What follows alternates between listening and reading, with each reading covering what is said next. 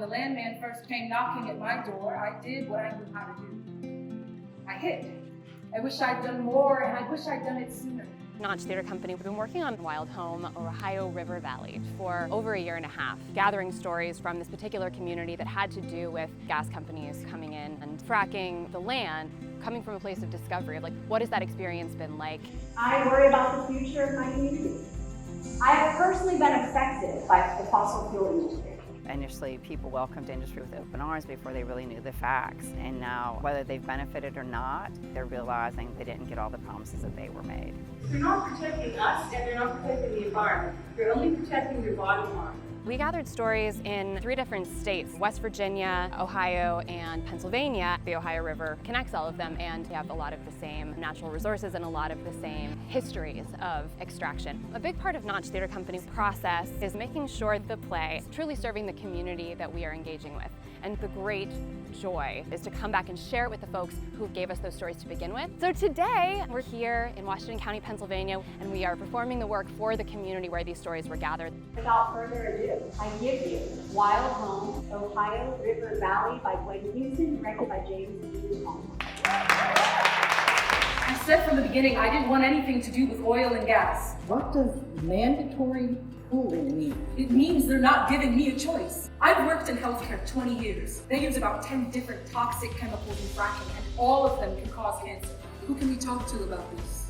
I have 2 granddaughters. I look around at this landscape sometimes and I think, what will be left of them in 30 years? It's been an amazing experience working with real people, real stories of this place. And not only are they around, but they're also in the play as well. They're willing to jump on stage and act for the first time because they care about this. What about Chris's rights to the property?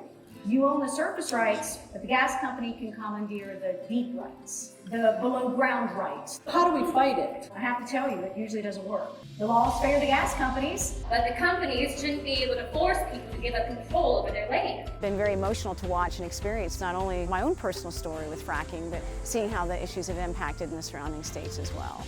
There's always been extraction in this area, coal, oil, fracking. Someone always wants what's in the ground. Fracking is different. I worked in a coal mine for 40 years. We had the union to protect us. These oil and gas companies, no protection. So we've paired the contemporary storyline with an historical storyline of this region, which is the story of the Battle of Blair Mountain, when 10,000 armed coal miners marched across West Virginia for the right to unionize. We're fighting so that when a miner goes to work in the morning, he has a decent chance of getting out alive in the afternoon. What was important is to show this region has its own history of resistance, folks banding together to hold corporations accountable and to demand that they be treated better.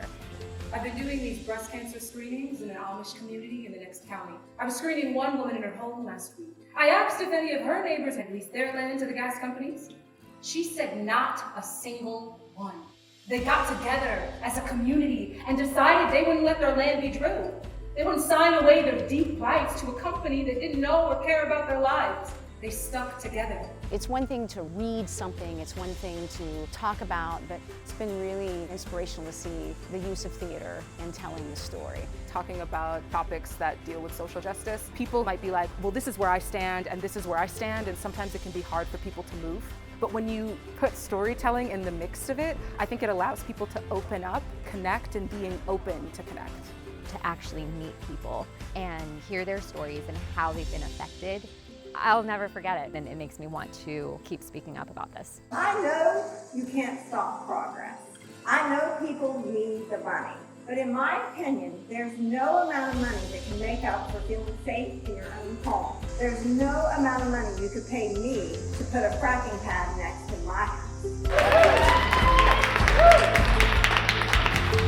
I just want to thank you all for telling this story. I think we're all getting protected. I hope that this play is a note of inspiration. It's never too late to make a change. It's never too late to stand up for what's right. Only when the people speak out and things will change.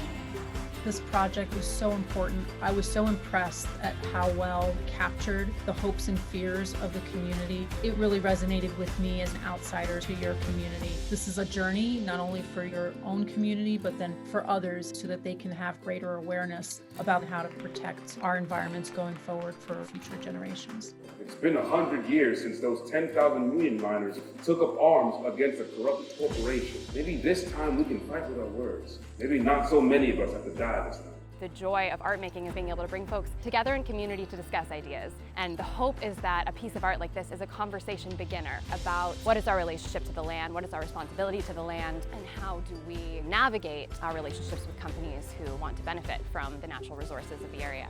The hope for the project is that it will continue to grow and travel between the other areas that are impacted by oil and gas leasing. So Wild Home will be a large collection of plays that engages with this national issue.